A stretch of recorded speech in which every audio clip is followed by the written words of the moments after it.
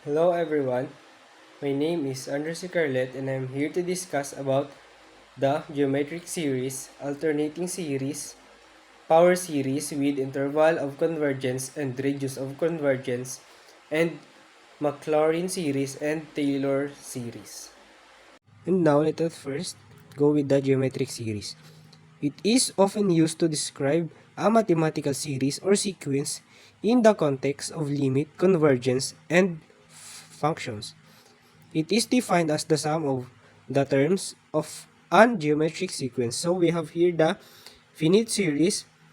The summation of n is equals to a sub 1 multiplied to the quantity of 1 minus r raised to n over 1 minus r, where a sub 1 is equals to the first term, r is equals to the common ratio, and n is the number of terms.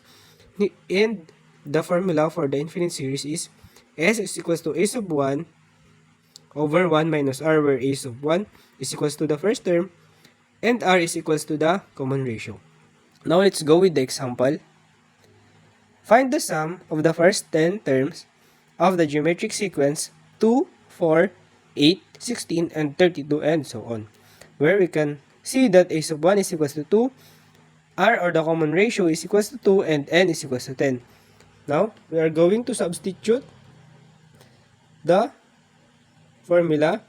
A sub 1 is multiplied to the quantity of 1 minus r raised to n over 1 minus r, where our a sub 1 is equals to 2, 1 minus our common ratio, which is 2, and raised to our n, which is 10, over 1 minus 2, and we will get equals to 2 multiplied to the quantity of negative 1023 over negative 1, then 2 multiplied to the quantity of 1023 and equals to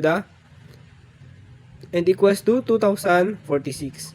So, the sum of the first 10 terms of the geometric sequence 2, 4, 8, 16, and 32 is equals to 2046. And now let's go to the infinite series. Find the sum of the infinite series 1, 1/4, 1/16, 1/64, and so on. And we have our formula. S is equals to a sub 1 minus 1 a sub 1 over 1 minus r.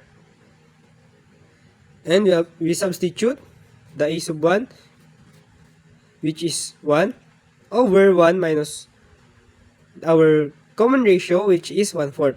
Then next is equals to 1 over 3/4, and the answer is 4 over 3.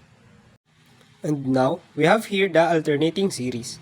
Any series whose terms alternates between positive and negative values is called an alternating series. And an alternate series can be written in the form of the summation of limit n is equals to 1, the quantity of negative 1 raised to n plus 1, bn is equals to b sub 1, negative b sub 2, b sub 3, negative b sub 4, and b sub 5. And let's move on with the examples.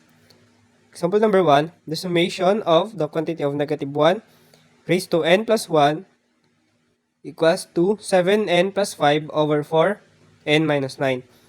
Then, we go to the limit when n approaches to infinity, and the quantity of 7 n plus 5 over 4n minus 9, we will now get their derivatives, and we will have the limit of n approaches to infinity 7 over 4. And the limit of n approaches to n is not equal to 0. So the series diverges. Example number 2, the summation of the quantity negative 1 raised to n plus 1 over 7n. The summation of n is equals to 1. The quantity of negative 1 raised to n plus 1 times 1 over 7n. Now we will get the derivatives. The limit of n approaches to infinity equals to 1 over infinity, and it is equals to 0. And bn plus 1 is less than or equal bn times 1 over 7n plus 1. Less, less than or equal 1 over 7n, and it is converges. And now, we are going to the power series involving interval of converges and radius of converges. Interval of converges is the largest interval such that for any value of x in 1, the power series converges. The power series will converge for every the absolute value of x minus a is less than r, and will diverge for every the absolute value of x minus a greater than r. This number is called the radius of convergence. For example, determine the radius of convergence in an interval of convergence for the following power series. The summation of n equals to 1 at it is approaching infinity. The quantity of x minus 6 raised to n over n raised to n equals the limit is equals to n as it approaches to 0.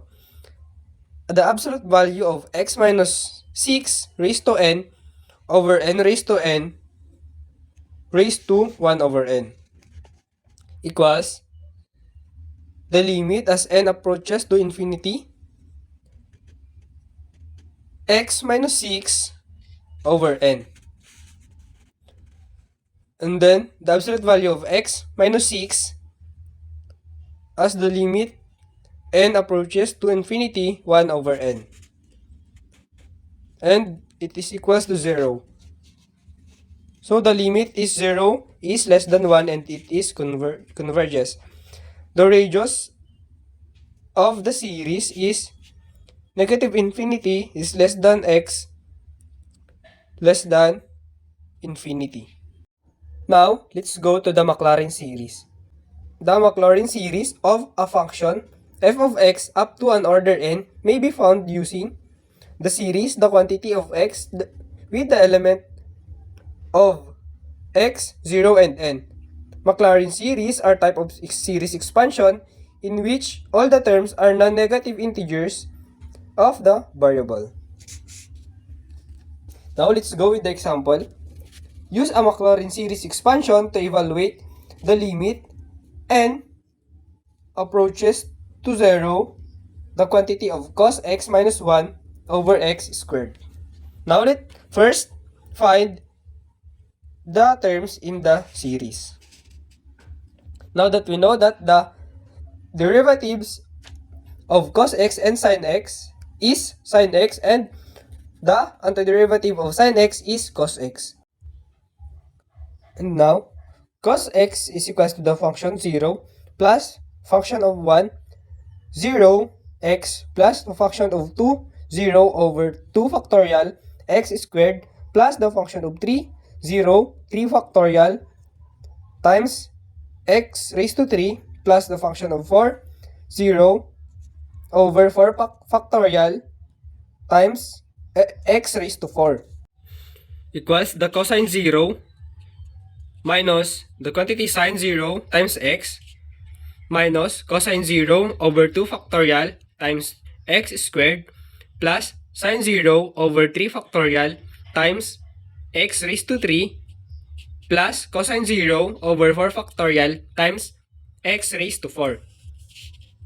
And then we will have 1 minus 0 times x minus 1 half x squared plus 0 times x cubed plus 1/4 x raised to 4. And then we will get 1 minus 1 half x squared plus 1/4 x raised to 4. The limit as x approaches to 0, the quantity of cosine x minus 1 over x squared is equals to the limit as x approaches to 0, the quantity of 1 minus 1 half x squared plus 1/4 raised to 4 plus and so on minus 1 over x squared is equals to the limit as x approaches to 0, the quantity of negative 1 half x squared plus 1/4 x raised to 4 over x squared. And the limit as x approaches to 0, the quantity of negative 1/2 plus 1/4 x squared plus the next term. As x tend to 0, the terms involving powers of x vanish, leaving us the limit as x approaches to 0, the quantity of cosine x minus 1 over x is equals to negative 1/2. And now, let's move on to the Taylor series.